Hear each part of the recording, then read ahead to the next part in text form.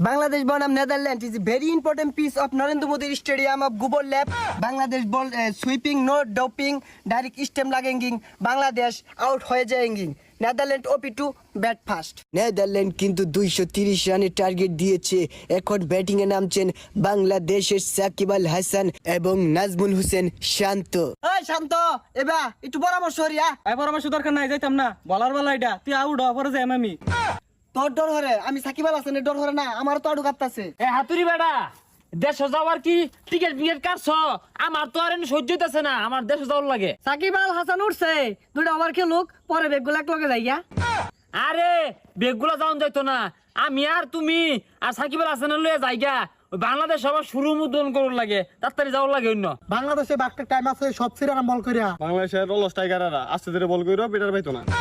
Netherland বল করছে, স্ট্রাইকে আছেন সাকিব আল হাসান। হ্যাঁ হাতুরি বেটা, কি শিখাইছ?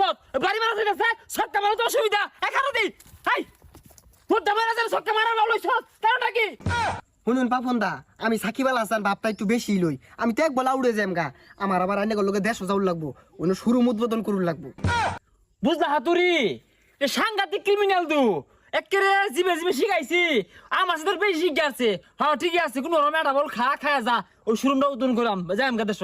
এ হাতুরি বেটা, বোলার বল করছেন, সাকিব আল হাসান এক রান নিয়ে নিলেন। হাতুরি বেটা, ওই যে রান নিছে কে সপনাস।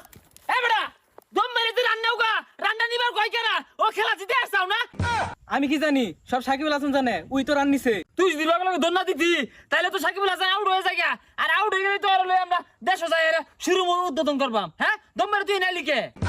আচ্ছা না যাই না, আমি দেখতাছি আউটের ব্যবস্থা ওখানে হইব, জানেন না। এ চন্দ্রবালি হাতিরি সিনসিনি মিডাই কি শিখাই না করে? হ্যাঁ এরা তো রান নিয়ে হারলে দেশ যাওয়ার লাগতো না। ও নেদারল্যান্ড খেলে জিতে যাচ্ছে।